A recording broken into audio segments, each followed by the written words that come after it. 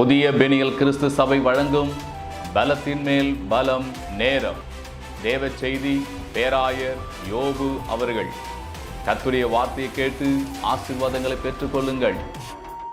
ஆண்டவரும் உலக இரட்சகருமாகிய இயேசு கிறிஸ்துவின் இனிய நாமத்தில் வாழ்த்தி வரவேற்கிறோம். இந்த பலத்தின் மேல் பலம் என்கிற நிகழ்ச்சி மூலமாய் உங்களை சந்திப்பதில் மகிழ்ச்சி அடைகிறேன். என் அன்பு தேவ பிள்ளைகளே, கர்த்தருடைய வார்த்தை மூலமாய் ஒவ்வொரு வாரமும் நான் உங்களோடு கூட பேசி வருகிறேன். கர்த்தருடைய வார்த்தையை பேசுவதில் எனக்கு ரொம்ப ரொம்ப மகிழ்ச்சியாக இருக்கும்.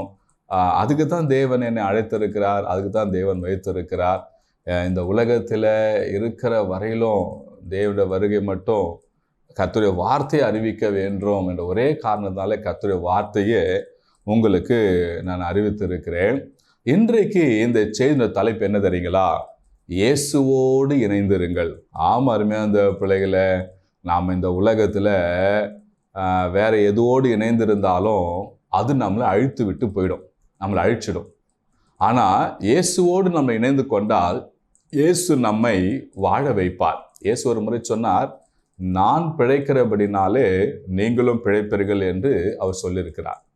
என் அன்பு தேவ பிள்ளைகளை, ஆதலால் இந்த உலகத்தில் நம்ம வாழ்கிற இந்த நாட்களில் நாம் இயேசுவோடு இணைந்திருந்தால் நம் வாழ்க்கை ஆரோக்கியமாக இருக்கும், செழிப்பாக இருக்கும், நல்ல ஒரு ஆசீர்வாதமாக இருக்கும்.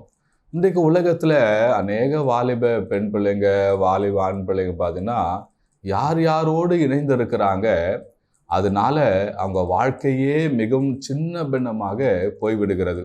இதுக்கெல்லாம் காரணம் பிசாசு. அந்த பிள்ளைகளுடைய மனதை குழப்பி எண்ணத்தை தூண்டி விட்டு அவங்கள யார் யாரோடு இணைய வைத்து வாழ்க்கையே பிசாசு சூறையாடி வைத்திருக்கிறான். கர்த்தநாமத்துக்கு ஸ்தோத்திரம்.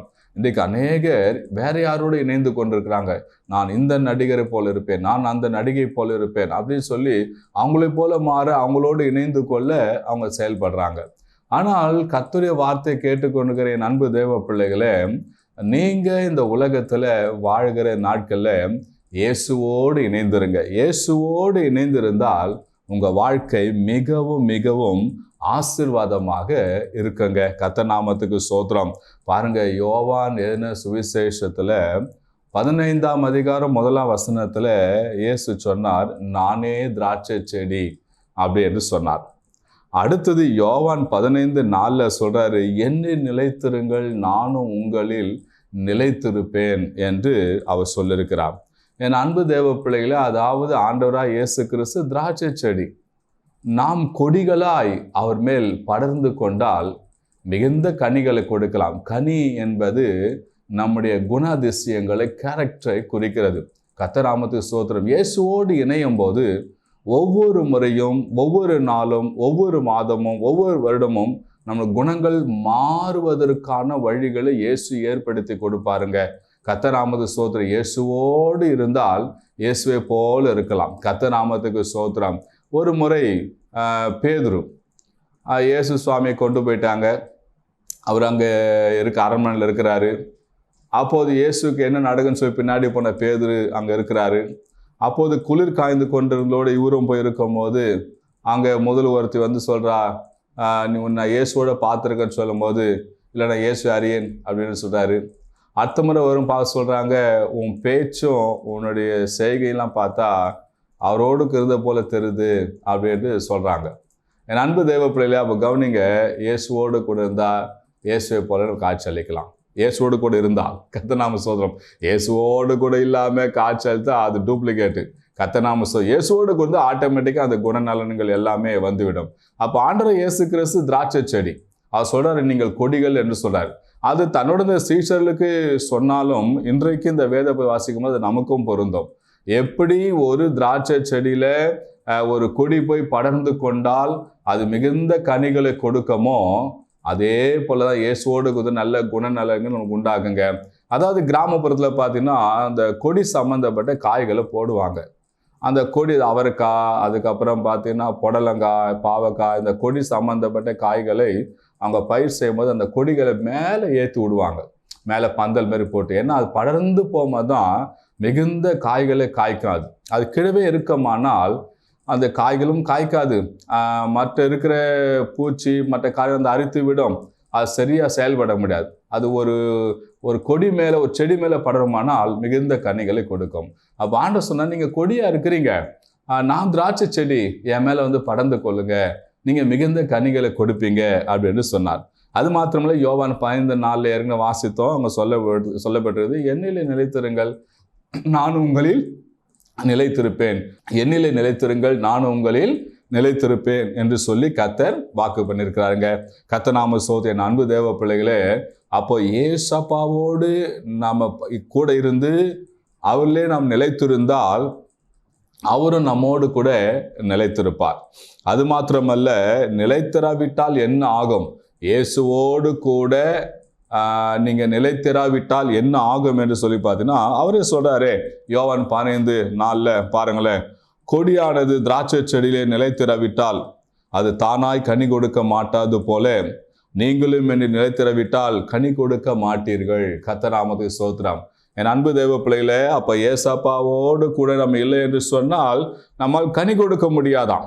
கனி கொடுக்கலாம் என்ன ஆகுனா, உங்களால் நிலைத்திருக்க முடியாது, நீ கனி கொடுக்க முடியாது அப்படின்னு சொல்றாரு. அப்போ தானா உங்களால் ஒன்றுமே செய்ய முடியாது. அடுத்தது பார்த்தீங்கன்னா, அங்கே சொல்லப்பட்டிருக்குது யோவான் 15:6, ஒருவன் என்னை நிலைத்திராவிட்டால் வெளியே எரியுண்ட கொடியை போல் அவன் எரிவுண்டு உலர்ந்து போவான், அப்படிப்பட்டவைகளை சேர்த்து அக்கினியில போடுகிறார்கள், அவைகள் எரிந்து போகும். அருமையான தேவ பிள்ளைகளே, அப்போ ஏசப்பாவோடு நிலைத்திராவிட்டால் அங்கே எந்த ஒரு ஐக்கியமும் உறவும் இல்லாமல் போய்விடுகிறது. அப்போ ஒரு செடியானது, ஒரு கொடியானது, செடி நிலைத்திராவிட்டால் அது உலர்ந்து போவோம், அது அக்கினியில போடுவாங்க, அது எரிந்து போகும்னு சொல்லப்படுது. அப்போ இயேசுவோடு கூட இல்லைன்னா என்ன ஆகுனா, தனிப்பட்ட வாழ்க்கை தான், ஒன்றுமே இல்லை. கடைசியில் ஒரு நரக வாழ்க்கை தான் மாறிவிடும். அருமையான தேவ பிள்ளை பாருங்க, ஒரு கிறிஸ்தவ பிள்ளை, தேவ பிள்ளைன்னு சொல்றேன், ஞானசெலுத்த பிள்ளை, இயேசுவோடு கூட இல்லாமல் பேருக்கு நான் கிறிஸ்தவன் கிறிஸ்தவன் கிறிஸ்தவன் கிறிஸ்தவன் என்று சொல்லிக்கொள்ளணும் ஒரு பிரயோஜனம் அல்ல. ரட்சிக்கப்பட்டு ஞானசெலுத்த ஒவ்வொரு பிள்ளைகளும் இயேசுவோடு கூட இருக்கணும், வசனத்தை வாசிக்கணும், ஜெபிக்கணும், வேதம் என்ன சொல்லுதோ அதன்படி நடக்க முயற்சி செய்து அதுக்கு உங்களை ஒப்பு கொடுத்து அதுமாதிரி நடக்கணும். கர்த்தர் நாம ஸ்தோத்திரம். பாருங்க, இங்க ஒரு மனிதனை குறித்து வாசிக்கிறோம். லூக்கா என்ன சுவிசேஷம் 11ஆம் அதிகாரம் 23வது வசனத்திலிருந்து அங்க சொல்லப்படுது, என்னோட இராதவன் எனக்கு விரோதியா இருக்கிறான். அங்க சொல்ற பாருங்களேன், என்னோட இராதவன் எனக்கு விரோதியா இருக்கிறான், என்னோட சேர்க்காதவன் சிதற அடிக்கிறான். அப்ப இயேசுவோடு கூட இராதவன் யாரும் சொல்லி பார்த்தீங்கன்னா அவன் விரோதி. அடுத்தது அவரோடு கூட சேர்க்காதவன் என்ன பண்ண, சிதறடிக்கப்படுகிறானா. அப்ப என் அன்பு தேவ பிள்ளைகளே, எப்படி திராட்சை செடியில கொடி நிலைத்திருந்தால் மிகுந்த கனிகளை கொடுக்கமோ, அதே போல இயேசுவோடு கூட நாம் இருந்தால் நாம் மிகுந்த கனிகளை கொடுக்கலாம், நல்ல குணநலன்களை கற்றுக்கொள்ளலாம், நல்ல குணநலன்கள் உள்ள வாழ்க்கை நம்ம வாழலாம், அது ஆரோக்கியமா செழிப்பாய் ஆசீர்வாதமாக இருக்கும். ஆனா இயேசுவோடு கூட நிலைத்துள்ளனா என்ன நடக்குன்னா, அங்க சொல்லப்பட்டிருக்கு அந்த வசனத்துல, என்னோடு இராதவன் எனக்கு விரோதி, என்னோடு சேர்க்காதவன் சிதறடிக்கப்படுகிறான். அது மாத்திரமல்ல, ஒரு வாமை ஒன்று அவர் சொல்லியிருக்கிறார். அதில் பாருங்க, அசுத்தாவி ஒரு மனுஷனை விட்டு புறப்படும் போது வறண்ட இடங்களை அலைந்து இளைப்பாலை தேடியும் கண்டடையாமல் நான் விட்டு வந்து என் வீட்டுக்கு திரும்பி போவேன் என்று சொல்லி அதில் வரும்போது அது பெருக்கி ஜோடிக்கப்பட்டு கண்டு திரும்பி போய் தன்னிலும் பொல்லாத வேறு 7 ஆவிகளை கூட்டி கொண்டு வந்து உட்புகுந்து அங்கே குடியிருக்கும். அப்போது அந்த மனுஷனுடைய முன்னிலைமையிலும் அவன் பின்னிலைமை அதிக கேடு உள்ளதா இருக்கும்.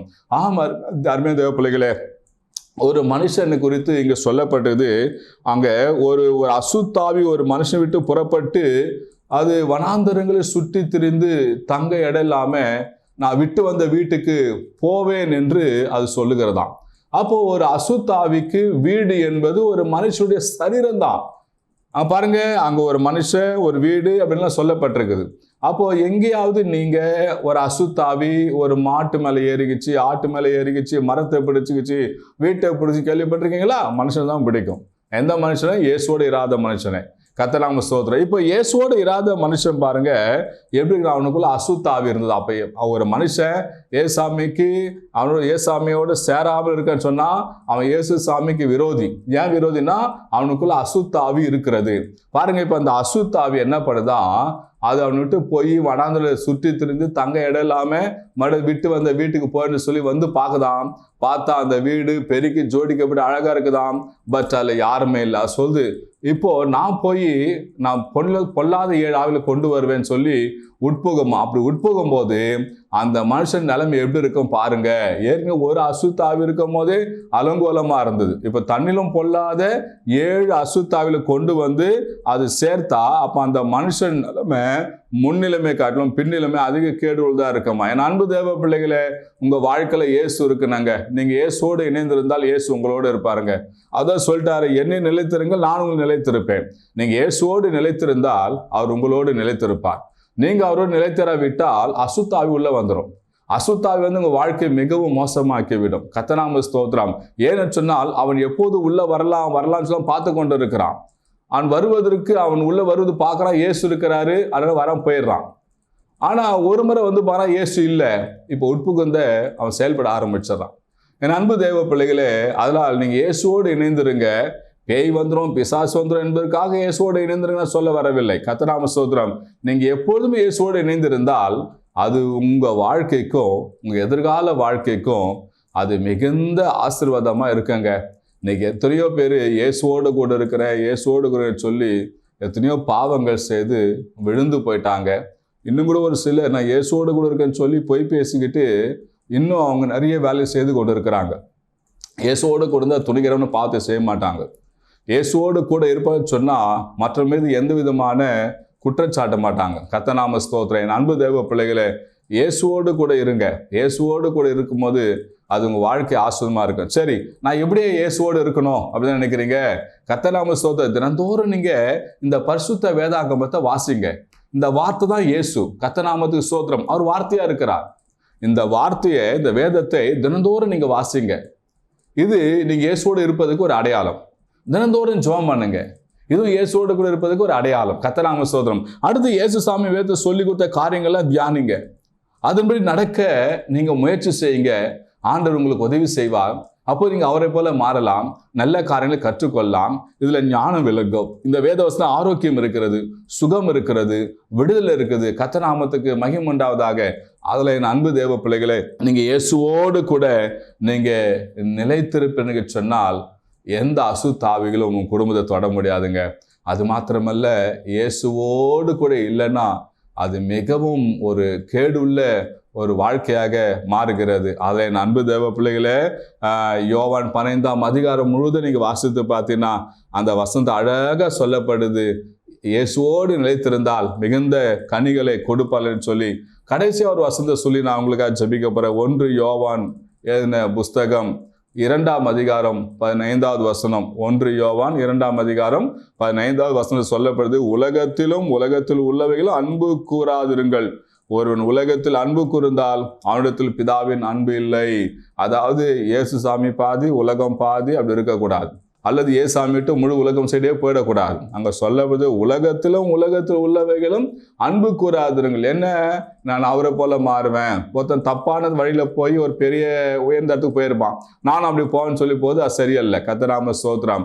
எப்படியாக உலகத்தில் போல மாறணும்னு சொல்லி மாறினா அது உங்கள் வாழ்க்கைக்கு ஒத்துப்பட்டு போவாது. நிறைய பேர் உலகத்தில் அன்பு கூறுறாங்க. என்ன உலகத்தில் அன்பு கூறுறாங்க?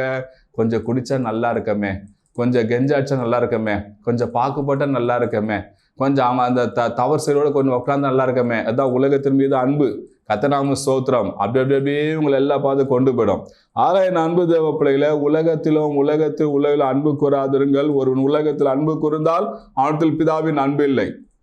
அதில் இந்த வார்த்தை கேட்டுக்கொண்டு நீங்கள் தேவனிடத்தில் நீங்கள் அன்பு கூறுங்க, இயேசுவோடு இணைந்துருங்க, தொடர்ந்து ஜபிங்க, வேதத்தை வாசிங்க, வேதம் சொல்லி கொடுக்குற காரியங்களில் ஈடுபடுங்க, ஓய்வு நாள் ஆராதனையில் கலந்து கொள்ளுங்க, சபையோடும் நீங்கள் சேர்ந்துருங்க, இயேசு சொல்கிற காரியத்தெல்லாம் நீங்கள் புரிந்து கொண்டு நீங்கள் செயல்படுங்க.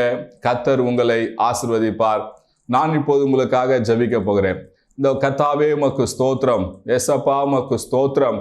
கர்த்தாவே, இந்த வேளையில் ஆண்டவரே வார்த்தை கேட்டுக்கொண்டிருக்கிற கர்த்தாவே உடைய பிள்ளைகளுக்காக ஜபிக்கிற சுவாமி, யாரோடு சேர்ந்து யாரோடு இணைந்து வாழ்க்கையே மிகவும் ஏசப்பா சீர்குலைந்து போய் இந்த வார்த்தை கேட்டுக்கொண்டிருக்கிற உடைய மகனை ஒரு விஷயம் கண்ணோக்கி பாருங்க, உடைய மகளை ஒரு விஷயம் கண்ணோக்கி பாருங்க.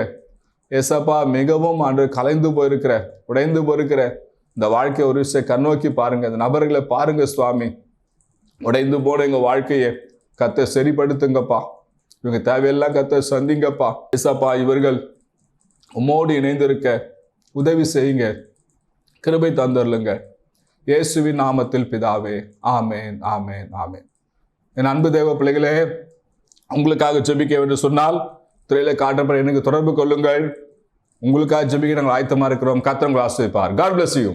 பிரியமானவர்களே, நீங்கள் எந்த திருச்சபைக்கும் போகாத நபராய் இருப்பதை சொன்னால் எங்கள் திருச்சபையில் நடக்கும் ஆராதனைக்கு வாருங்கள். எங்கள் திருச்சபையின் ஆராதனை நேரம் காலை 6:30 மணியிலிருந்து 8:30 மணி வரை நடைபெறும் இடம் புதிய பெனியல் கிறிஸ்து சபை, நம்பர் 107, நேருஜி ஜோதி நகர், 2வது தெரு, Ayanavaram, Chennai 23, century flower mill மற்றும் பனந்தோப்பு ரயில்வே காலின் அருகில்.